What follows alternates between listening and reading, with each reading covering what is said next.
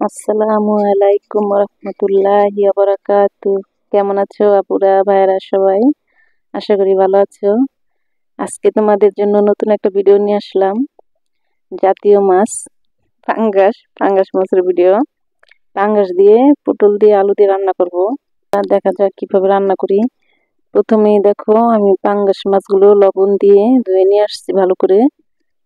এখন আবার লবণ দিয়ে হলুদের গুঁড়া দিয়ে মেখে মাছগুলোকে ভেজে নিব। পাঙ্গাস মাছটা ভালো করে ভেজে নিব হলুদ আর লবণ দিয়ে। এই যে কড়াই বসিয়ে দিলাম, এখন মাছগুলো দিয়ে দিব। বিসমিল্লাহির রহমানির রহিম। আর আপুরা পাঙ্গাস মাছ ভাজার সময় খুব সাবধান, কারণ এগুলো ছিটে অনেক। আর এদিকে দেখো আমি আলু পটল কেটে ধুয়ে নিয়ে আসছি। আপুরা দেখলেই বুঝবা আমি কি সাইজ করছি। দেখো এরকম ভাবে কেটে নিবা, তাহলেই হবে। আর লাগবে আমার পেঁয়াজ কুচি, কাঁচামরিচ ছিঁড়ে নিচ্ছি, আর সামান্য আদা রসুন বাটা। আমার মাছগুলো পুরো ভাজা হয়ে গেছে, তুলে নিচ্ছি। দেখো এখন এই মাছের মধ্যে কাঁচামরিচগুলো রেখে দিব। আরেকটা কড়াই বসিয়ে দিলাম।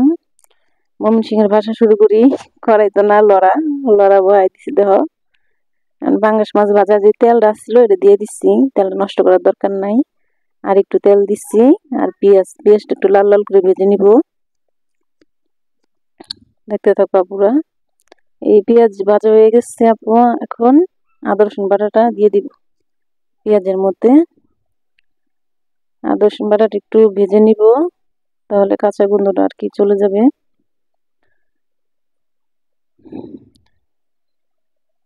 এখন দিয়ে দিব লবণ, হলুদের গুঁড়া, আর লাগবে মরিচের গুঁড়া। মানে নর্মালি যেসব মশলা দিয়ে আমরা রান্না করি, হলুদ মরিচ আর সামান্য ধনিয়ার গুঁড়া দিব। এখন মশলাটা ভালো করে কষিয়ে নিব। দিয়ে দিব অল্প একটু পানি, না হয় মশলাটা পুড়ে যাবে। পানি দিয়ে দিলাম।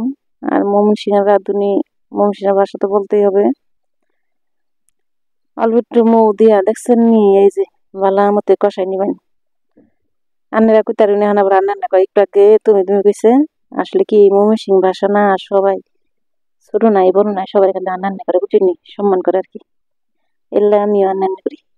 এই দেখুন এখন পটল দিয়ে আলু দিয়ে ভালো মতো কষাই নাম। দেখছেন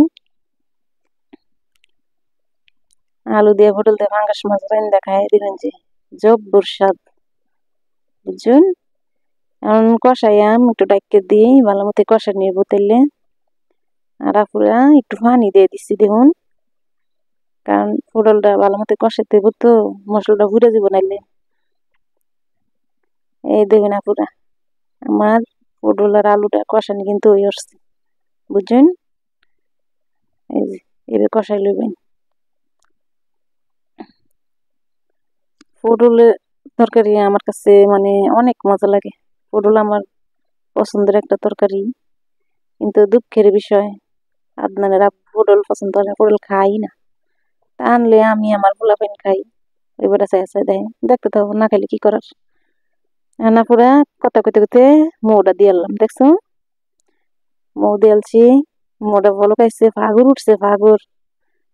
এখন মাছটি কই গেল, মাছটি এই তাপের ডালে দামে মাছটি আর কাঁচা মাছটি ডালে দিছি। দেখছো না পুরা সুন্দর করে একটু লাড়া দিয়া তরকারিটা আবার ডাইকে দেন।